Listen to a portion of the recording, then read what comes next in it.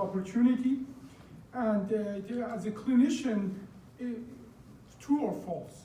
You can do a one-level spinal fusion, 1 cage, 4 screws on a patient with a BMI of 50 under 40 minutes with 50 cc of blood loss, 1 day or less of hospital stay, and 98% fusion. A few years ago, I would have told you this is false statement. And before we dismiss it, please let's remember Barry Marshall from Australia, who said a long time ago that peptic ulcers are infection diseases, and we dismissed it too quickly. Now, we know that the number of the obesity in the United States and Western countries are increasing significantly. And we know as well the fusions are increasing. Now, I don't believe these are not connected events. I think they are very connected. As a matter of fact, this is one of my patients with a BMI of 52. And it's not that she doesn't have a pathology. Everybody agrees she has a grade 2 spondylolisthesis that needs treatment. But she has been turned away from multiple surgeons because this surgery is too dangerous for her. As a matter of fact, she has been told, lose 150 pounds and come back. Now, it's not an easy task to do in this situation because obesity leads to higher mechanical load, to more spinal pathology, to more pain, to more non-ambulatory status, and more obesity. We have to break this vicious circle. Now, studies are very clear about that. It doesn't matter really what you do. If you do 30 minutes more surgery, you're adding 17% more risk to the combined risk of the surgery. And as a matter of fact, a surgery that's more than 2 hours is twice as risky than a surgery that is less than 2 hours. And yet, this is the actual fact that we have to consider. We are approaching spine mostly still today with the TLIF technique, which was developed in the 1980s. And we destruct the posterior element and spend lots of time to get in. Lots of anterior approaches have been created to overcome this problem. But today I'm not going to talk about the oblique lateral interbody fusion anterior to psoas. Today I'm going to talk about a posterior approach, oblique lateral posterior lumbar interbody fusion that utilize Kambin triangle, which practically enable us not to strip the paraspinal muscle or denervate the muscles or devascularize bone. Anterior approaches have been devised and they have their own problem. You have to go through abdominal cavity. We put major vessel at risk. And again, the OLLIF goes posterior to psoas, so avoid posterior and anterior elements. And we are not talking about Medtronic's promoted oblique anterior interbody fusion or anterior to psoas OLLIF. Now, this is open surgery versus minimal invasive surgery. It's not about the skin incision, it's about what happened under the skin that makes the surgery minimal invasive. And as a matter of fact, once our tube system is in place, it doesn't matter if you have 2-inch or 6-inch of fat tissue between the skin and the disc, we can perform literally the same surgery that the data will show you. This is our data from one Minnesota hospital, more than 300 patients, so this is a good size study. And 7 surgeons were involved, and we see in our patient group, we actually have been treating more morbidly obese patients, and we have been as well treating more complex kind of surgeries. And yet you see that even in MIS TLIF, today if you hear the word minimally invasive, mostly people are referring to MIS TLIF. They didn't even treat 3 levels. And yet we see in every group that we can perform the surgery in half of the time because technique is different, with significantly less blood loss and hospital stay. And as well, I need to emphasize that in the last 20 years, barely any procedure has been really effectively able to reduce the hospital stay, and this is a big number that the insurances are looking in the United States. And we see that in 2 and 3 level, we could replicate these results.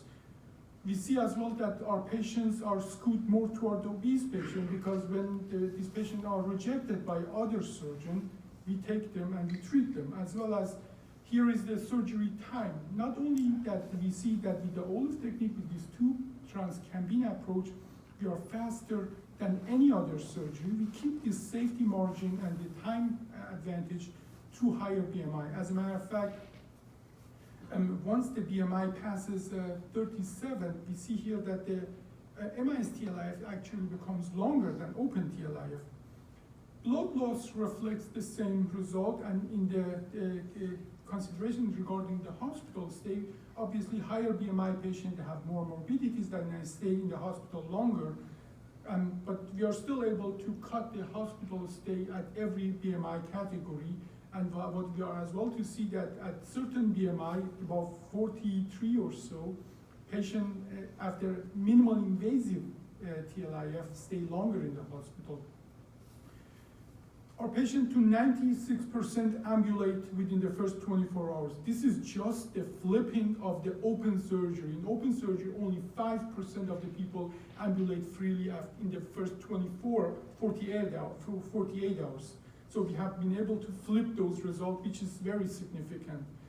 The result, again, is not about the skin, but this is the X-ray of this patient, and you see that the incision, all those muscles underneath are alive, vascularized, and help with the healing. Now, the question in my groups is always if the fusion is happening. Other minimal invasive approaches have been replicating that, but we see very clearly that we have a fusion rate of 98.7%, which is practically in spine unheard of after this kind of open fusion, but it has been replicated in MIS fashion. So this is not the only result that shows MIS has advantages for the fusion itself. Now the results, OLLIF is trans-Kambin with double L, is distinct from OLLIF anterior to psoas. Every 30 minutes longer in the surgery at 17% to combined risk of the surgery. High BMI significantly increase over time for practically all kind of open surgeries, but OLLIF, it doesn't increase the time. The hospital stays shorter and patient lose significantly less blood. And as well, by reducing the time stayed in the hospital and time in the surgery, it reduces the cost. And it keeps this advantage to higher BMI contrary to other operation. So it is an optimum surgery for high BMI patient. Now, as Carl Sagan said, extraordinary claim requires extraordinary evidence, and I think we have enough evidence to show it. Please contact me if you have more questions so I can share my data with you. Thank you very much. Thank you very much, Dr. Abbas. So it's time for discussion.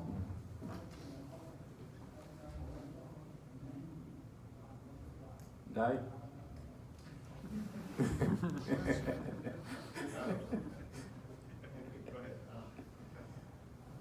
In this procedure, are you able to remove all the disc material compared to the lateral or anterior or TLIF procedures? Well, you're being very nice about that, because when I go to my clinician thing, they don't ask the question, can you remove it? They say it's impossible to remove disc in this approach. And yet, my answer to that used to be that to fly, you have to have wings. What that means is you have to have a certain kind of instrument enabled to do that. What we did not show here is the instrumentation that does that. They are highly engineered instruments that enable you to approach to an 8mm cannula and perform a discectomy. And I have enough blood, and we show that amount of the disc material we remove. We are very confident that we are removing at least as much as any open surgeon removes in a TLIF disc material, as well as I think the fusion rate that we have been clinically showing, confirmed by 2 independent radiologists, confirms that our disc removal is adequate. So it's about the instrumentation that unfortunately I didn't show today that enable us to do perfect discectomy. Okay, nice and kind. So every techniques have its limitations, and you have shown that it's different from anterior OLLIF, but some of the advantage of anterior approach is that when you have a very narrow disc space where you don't really have any room to stick in your whatever you want to stick in. So in that case, you have a very large control over that, opening of that disc space. From mainly in obese patients, there's lots of patients with very narrow discs to approach. So in your approach, it would be a bit maybe a limitation in that sense, or not? Yeah, the question is if when the disc is completely collapsed, most of these patients, when they come to us, they don't have any disc left there at all. And the question is if the disc is completely collapsed, can this surgery be performed? And the answer to that question, again, this was of my result regarding the obesity. I didn't show the technique of the procedure. In the anterior OLLIF, posterior OLLIF, and XLIF, we are dealing with the same kind of problem, and this can be addressed in the exactly same fashion that you addressed that maybe with anterior OLLIF, meaning that you introduce a dilator, you introduce a K-wire, I introduce a K-wire, then a dilator over the K-wire, that on the way of going in, it actually opens up the space. And the answer to that is a very clear yes. We treat continuously grade 2 spondylolisthesis and degenerative disc disease where the disc literally doesn't exist, is bone is on bone. The instrumentation set allows you to enter in a space less than a millimeter and then serially dilate that space and separate the end plate from each other before the tube is placed, and then the other instrument then work over the tube. And I have significant amount of actual radiographical picture from exactly that moment. I'm happy to connect with you after this to show you how this instrumentation on X-rays and on actual patient in the OR go to a very narrow space and open up this space and perform the rest of the procedure. So what's so different with compared to MIS TLIF in respect to opening and dissociating all the connective tissues that is surrounding, while in the anterior part you have a lot of space and you have a lot of tools that you can work to release that. If we compare between MIS TLIF and OLLIF, there is certain advantages in OLLIF where you don't need to really go into the other facets or whatever. So there is a limitations in posterior and anterior. You're right on mark. Depending on where your pathology is. If your pathology is the facet, and if the bone growth and the stenosis comes from the facet, this is not the right procedure. MIS TLIF, this is just another toolbox in your hand. This is not the one solution for all. But so what I'm asking is the limitations of the indications. Limitation of this surgery is a osteogenic stenosis or facetogenic stenosis, that those pathologies from this approach, from trans-Kambin approach, you cannot reach. If a pathology is though anterior, like OLLIF, anterior psoas or XLIF, if the pathology is not facetogenic, this is a very good indication. We have now passed 1,000 patients on this.